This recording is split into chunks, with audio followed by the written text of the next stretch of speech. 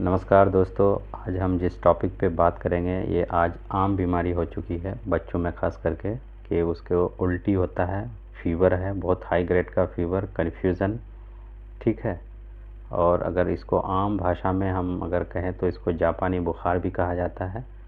और ये काफ़ी क्रिटिकल पोजीशन हो जाता है क्योंकि कुछ दिनों से थोड़ा थोड़ा बुखार रहेगा, फिर इस चीज़ में आप अगर देखिएगा तो बच्चों का एसजीपीओटी बढ़ जाता है, फिर बाद में इसको सेरेब्रल में प्रॉब्लम जहाँ पे फ्लूइड जमना शुरू हो जाता है। तो आज हम उसी से रिलेटेड इस वीडियो में हम बात करेंगे और कुछ होम्योपैथी के मेडिसिन इसमें क्या आप इमरजेंसी को डील कर सकते हैं, हम उसी से रिलेटेड कुछ मेडिसिन का चर्चा करेंगे। इतना दिन में वीडियो नहीं आने का वजह था कि मैं इलेक्शन ड्यूटी में चला गया था सेकेंड चरण का, जिसके वजह से वीडियो इतना डिले हो गया। और मैं कोशिश करूँगा कि अब कंटिन्यू वीडियो डालूँ। तो आज हम जो बात कर रहे हैं क्योंकि ये बच्चों में सबसे ज़्यादा आम पाई जाती है। आज भी हमने 2-3 केसेस देखे, कल तो 12-14 केसेस देखे थे बच्चों का, ख़ास के इस तरह का कि उसको फीवर के साथ साथ उल्टी होना। ठीक है। और उसमें एक चीज़ की खासियत है, उल्टी होने के बाद सेंसलेस हो जाता है बच्चा। तो ऐसे में अगर आप मेडिसिन होम्योपैथी में अगर देखना चाहते हैं तो अगर आपको तजुर्बा है या फिर मेडिसिन में प्रैक्टिस है आपको, तो आप इसका इमरजेंसी को डील कर सकते हैं। तो कुछ मेडिसिन है जो इसमें अगर हम दें तो 1 घंटा में अगर आप बच्चे को उससे बाहर निकाल सकते हैं।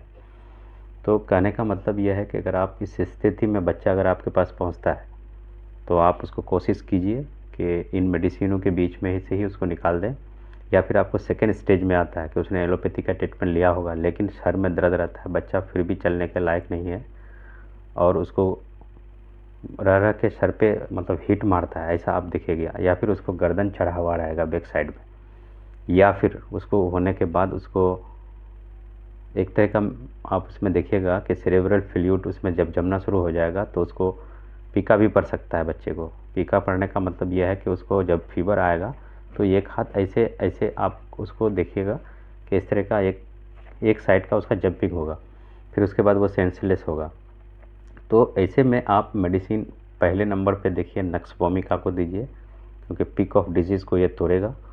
उसके बाद मेडिसिन आप ये सब आपको जो मेडिसिन देना है, जो मेडिसिन मैं आपको बता रहा हूँ, ये सारे इमरजेंसी को डील करने के लिए ही है।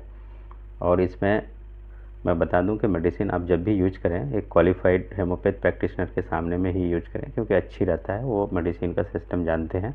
तो इनमें से 3-4 मेडिसिन अगर आप सिस्टमेटिक यूज किए एट ए टाइम तो उसको इमरजेंसी से बाहर निकाल सकते हैं। नक्स वोमिका देख सकते हैं आप ट्यूबरकुलिनम देख सकते हैं, आप मलेरिया ऑफेंसिलिस देखते हैं। ये 3 मेडिसिन कंपलसरी है आपको जब मेडिकल में पहुंचता है बच्चा, आपका क्लिनिक में पहुंचता है, उस टाइम में इसको आप यूज करना ही पड़ेगा आपको। उसके बाद आप 2-4 मेडिसिन और देख सकते हैं। अगर उस तरह का हाथ हिलाने का अगर सिम्टम आता है आप हेलीबोरस को देख सकते हैं क्योंकि उनका ये खास सिम्टम है क्योंकि वहाँ पे फ्लूइड जमा नहीं होने देगा। अगर इनिशियल स्टेज में आता है बच्चा आपका, आप फेरम फोस देख सकते हैं, आप चीनियम सल्फ को देख सकते हैं आप, क्योंकि उसका फीवर जो होता है इनकन्टीन्यूसली फीवर होता है, कंटिन्यूटी नहीं होता है, इनकन्टीन्यू फिर आएगा फिर जाएगा फिर आएगा फिर जाएगा। तो वहाँ पे आप चीनियम सल्फ को देख सकते हैं। अगर सेकेंड स्टेज का है जहाँ पे उसको सर में दर्द रहता है या फिर बच्चा उस तरह का जंपिंग करता है, एक हाथ उसका हिलता है फीवर के दौरान, तो आप वहाँ पे हेलीपोरस को देख सकते हैं। सेकेंड स्टेज इन्फ्लामेशन है, इंटरक्रेंट रेमेडी के तौर पर आप काली म्यूर को देख सकते हैं। तो ये कुछ मेडिसिनें हैं, है ना, जो आपको इमरजेंसी से बाहर निकाल देगा तुरंत मिनटों में। अगर आप ट्राई कीजिएगा मेडिसिन को तो आपको दिखेगा रिजल्ट ऐसा कि बच्चे आपका जो है ना 5 से 10 मिनट में बच्चा रीस्टेबल होना शुरू हो जाएगा। लेकिन शर्त यहाँ पे एक चीज़ का है कि अगर उसका सर बहुत ज़्यादा गर्म है तो उस केसेस में मेडिसिन का यूज आप नहीं कर सकते हैं क्योंकि हो सकता है कि उसका ब्रेन डैमेज हो सकता है। तो इसीलिए हम कहते हैं कि आप जब भी मेडिसिन का यूज करें तो आप एक क्वालिफाइड डॉक्टर के इसमें ही यूज करें। अगर है तो उसका सर को आप पानी से दे सकते हैं क्योंकि बहुत ज़्यादा हीट में डैमेज कर सकता है ब्रेन, क्योंकि मेडिसिन है उसका एक अलग पावर होता है। तो अगर आता है ऐसे केसेस तो आप अगर उसका पहले हीट देखिए बच्चे का कितना है, ठीक है, उसका टेम्परेचर देखिए। अगर टेम्परेचर आप उसको सर में उसको पानी दे करके आप उसको भिजा सकते हैं, उसके बाद मेडिसिन का ही प्रयोग करें आप, क्योंकि मेडिसिन का प्रयोग बहुत ज़रूरी होता है ऐसे केसेस को निकालने के लिए। अगर आपके पास सेकेंड स्टेज में आता है तो सेकेंड स्टेज में आता है तो आपके जैसे हम बताया कि आपको कालीम्यूर बनता है, आप कालीम्यूर का भी ट्राई कर सकते हैं। लेकिन ये 3 मेडिसिन आपको देने के बाद ही इन मेडिसिनों का आप यूज करें। इससे होगा कि हमारे पास जब केसेस आए तो हम पहले उसका ये चेक किए, जिस पे ऊपर हमको 2-3 बच्चा का ऐसा ज़रूरत पड़ा कि सर भिजाना पड़ा।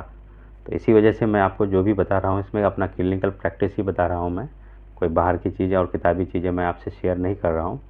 तो यही वजह है कि आप कोशिश का, अगर आप इमरजेंसी को इसमें डील करना चाहते हैं तो आप इन 3 मेडिसिनों का आप यूज कर सकते हैं। नक्स और आप ट्यूबर का यूज कर सकते हैं, आप मलेरिया ऑफ एंसेलिस कर सकते हैं। मेडिसिन का पोटेंसी डॉक्टर के हिसाब से हम छोटे बच्चों में 200 1 एम का यूज करते हैं, कुछ वक्फा में मिनटों के बाद करते हैं, क्योंकि इमरजेंसी से निकालना है, फिर उतना देखने हम बैठेंगे तो फिर इमरजेंसी उसका डील नहीं होगा, तब तो आप बच्चा को रेफ़र करना पड़ेगा हर हाल में। क्योंकि ऐसे केसेस में जब उसका सेरेब्रल फ्लूइड में पानी जमना शुरू हो जाएगा, फिर आपको उसको जा कर के फिर आपको दूसरी जगह ही एडमिट करना पड़ेगा जब आपसे नहीं होगा। तो यही वजह है। और फिर बाद में अगर आप पोस्ट इसके बाद अगर एलोपैथी ट्रीटमेंट के बाद भी बच्चा आपके पास आता है, कहता है गार्जियन के बहुत ज़्यादा सर हीट हो जाता है, बहुत ज़्यादा गुस्सा आता है और गर्दन उसका चढ़ा हुआ रहता है, ऐसे केसेस में फिर लास्ट में 2-3 मेडिसिन देख सकते हैं। बेलाडोना है, ग्लोनाइन है, जल्सीमियम है, ये सब मेडिसिन को भी देख सकते हैं। लेकिन ये सारे मेडिसिन मैं बता रहा हूँ ये फर्स्ट स्टेज के इन्फ्लेमेशन के लिए, लेकिन सेकेंड स्टेज में मेडिसिन आपका बनेगा कालीम्यूर।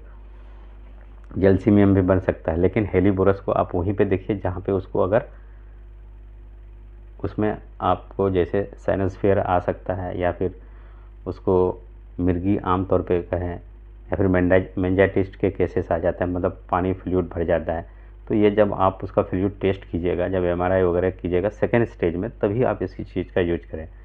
तो मेडिसिन लेने से पहले एक बार डॉक्टर का आप सलाह लें, क्योंकि ये केस बहुत रेयर होता है, क्योंकि इसमें सब चीज़ एकदम तरफ डाउन होने लगता है। तो आप नक्स, ट्यूबर और मलेरिया ऑफ एंसेलिस, ये 3 मेडिसिन है, इसका कंपलसरी आप यूज करें, ताकि इनमें जो जेएनवी जो जापानीज इन्फ्राटाइटिस जो वायरस है उसका वो नहीं के बराबर होगा आप इस मेडिसिन का जब यूज कीजिएगा तो यही वजह है कि आप मेडिसिन को देखिए फिर यूज कीजिए। थैंक यू, धन्यवाद।